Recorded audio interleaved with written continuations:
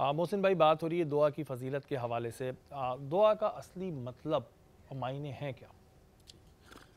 بسم اللہ الرحمن الرحیم قال اللہ تعالیٰ فی القرآن المجید قل ما یعبو بکم ربی لولا دعاکم آمنت باللہ صدق اللہ العظیم۔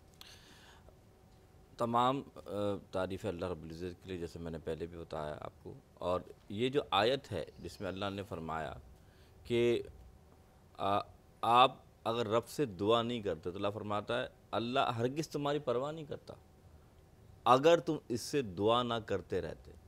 دعا مقصد اور اس کا جو معنی نکلتے ہیں، اللہ سے التجا کرنا، درخواست کرنا اور اللہ سے مانگنا۔ کیا مانگنا؟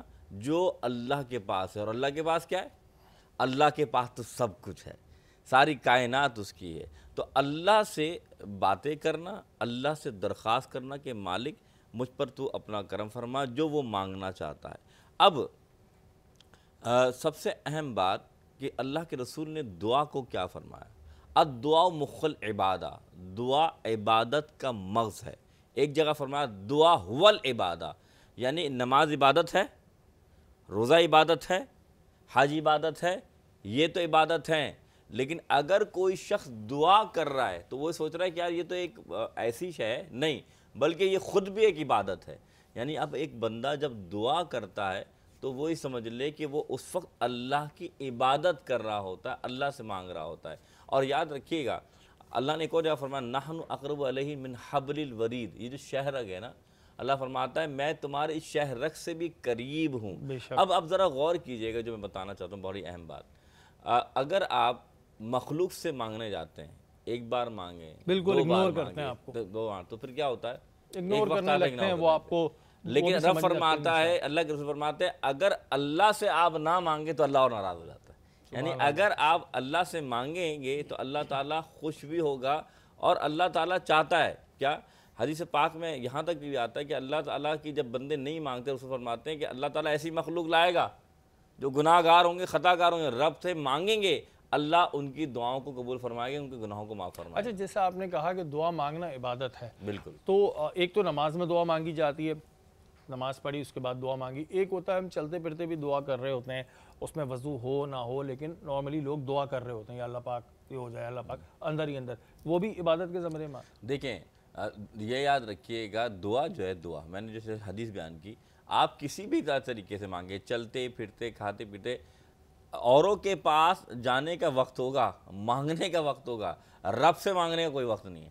جس لمحے آپ اللہ سے مانگیں، اصل بات کیا ہے کہ آپ کی دعا میں 3 چیزوں کا ہونا خاص ہے، ایک اخلاص، دوسرے سچائی، اور جس طرح آپ مانگنا چاہ رہے ہیں مانگنے کا ڈھنگ۔ مثال دیتا ہوں، حضور صلی اللہ علیہ وسلم، یہ بھی ٹھیک ہے کہ آپ چلتے بھی مانگ رہے ہیں، پیچھے مانگ رہے ہیں، لیکن اچھا یہ بھی چیز بڑی امپورٹنٹ ہوتی ہے نا کہ دعا اگر یقین سے مانگی جائے، اگر آپ کے دل میں ایک رتی برابر بھی ہو جائے کہ یار پتہ نہیں قبول ہوگی نہیں ہوگی، تو وہ پھر وہ ساری چیزیں ضائع ہو جاتی ہیں۔ ساری بات یہ کہ آپ جس سے مانگ رہے ہیں تو آپ نعوذ باللہ آپ تو اس کو لائق، یعنی جس سے مانگ رہے ہیں آپ کو پتہ نا وہ دینے والا ہے، لیکن اگر آپ بے یقینی ہوں گے تو اس کا مطلب اللہ پہ یقین نہیں کر رہے کہ وہ دے گا کہ نہیں دے گا۔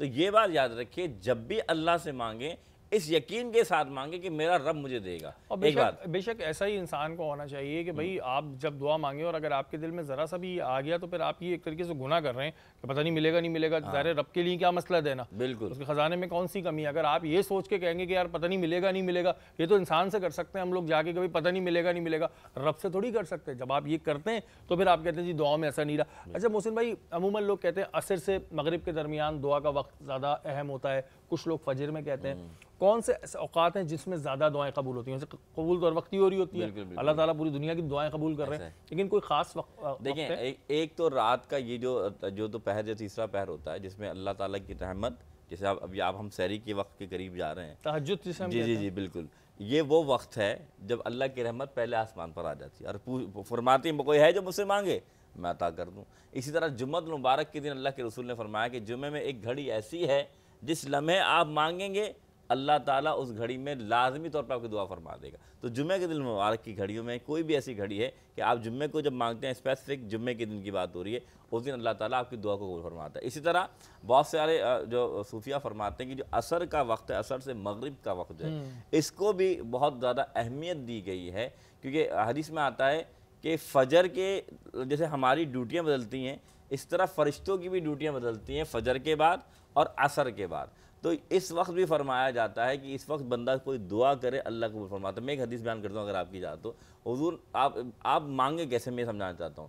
اللہ کے رسول صلی اللہ علیہ وسلم مسجد نبوی میں ایک رسول کونے پہ بیٹھ کر رب سے دعا کر رہے ہیں, اے اللہ, الفاظ کی ادائیگی کہ اللہ تو میرا مالک ہے, اگر میں تجھ سے نہیں مانگوں تو کس سے مانگوں گا, یہ الفاظ ادا فرمائے.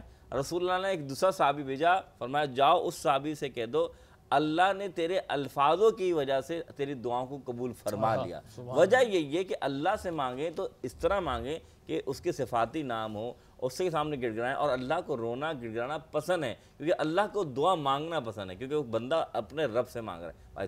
جی بالکل بات ہوتی ہے کہ آپ کو دعا کا طریقہ جو ہے نا وہ بہترین آنا چاہیے.